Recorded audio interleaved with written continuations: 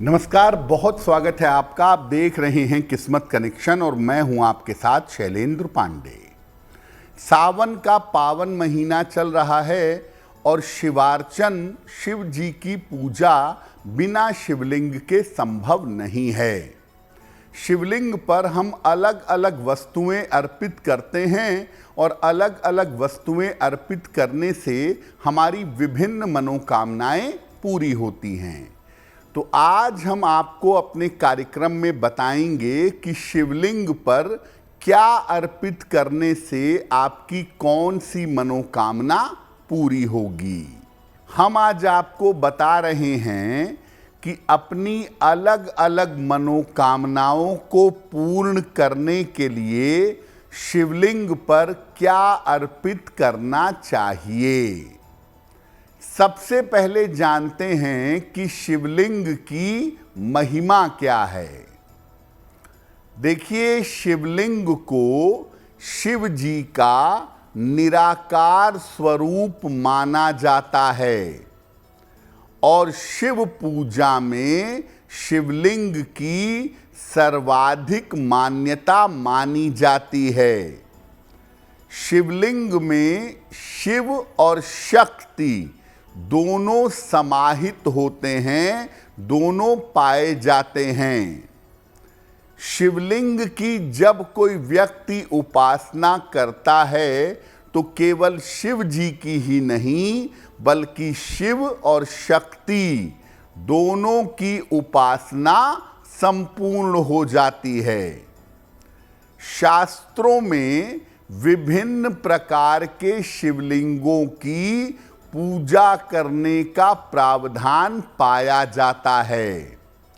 अलग अलग तरह के शिवलिंगों की पूजा होती है, जैसे स्वयंभू शिवलिंग, स्वयं से प्रकट हुआ। नर्मदेश्वर शिवलिंग, नर्मदा नदी से निकला हुआ। जनेऊधारी शिवलिंग, जिस शिवलिंग पर सफेद रंग की लकीर हो। सोने और चांदी के शिवलिंग और पारे से बना हुआ पारद शिवलिंग। स्वयंभू शिवलिंग की पूजा सबसे ज्यादा महत्वपूर्ण मानी जाती है और सबसे ज्यादा फलदायी होती है। जो शिवलिंग भूमि से अपने आप प्रकट होते हैं उनकी पूजा उपासना करना सबसे ज्यादा फलदायी माना जाता है। जब आप शिवलिंग पर कोई पदार्थ या कोई वस्तु अर्पित करते हैं तो उस समय आपको किन बातों का ध्यान रखना चाहिए।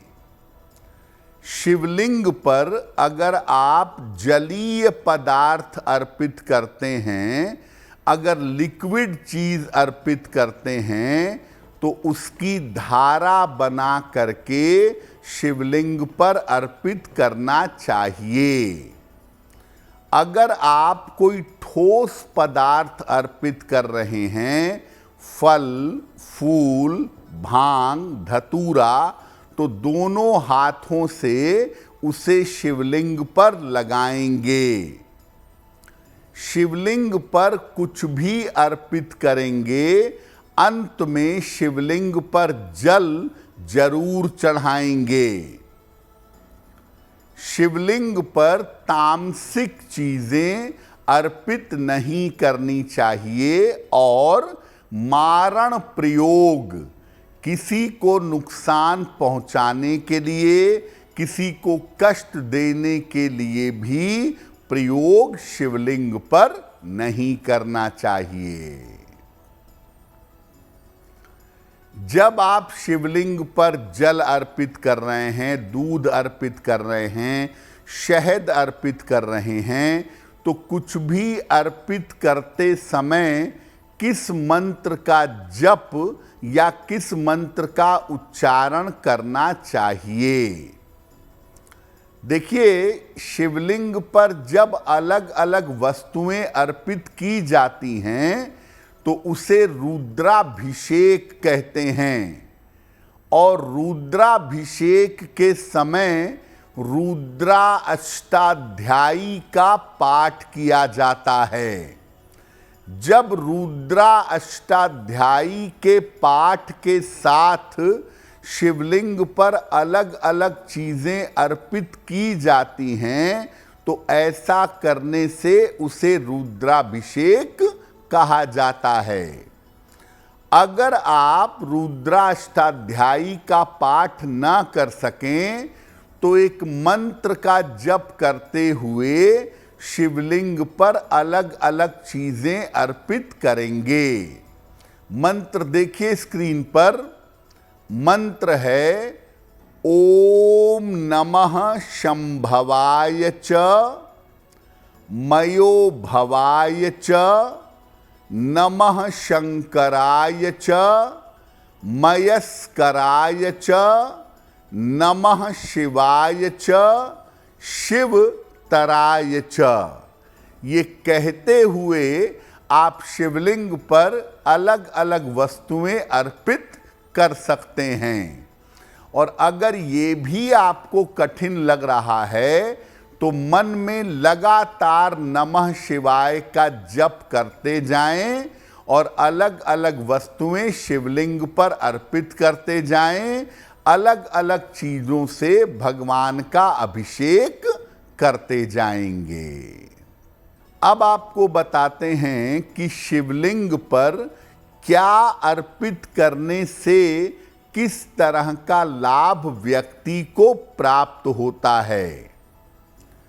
अगर आप गाय के दूध से बने हुए घी को लें और घी की धारा से शिवलिंग का अभिषेक करें तो इससे वंश का विस्तार होता है, संतान की प्राप्ति होती है।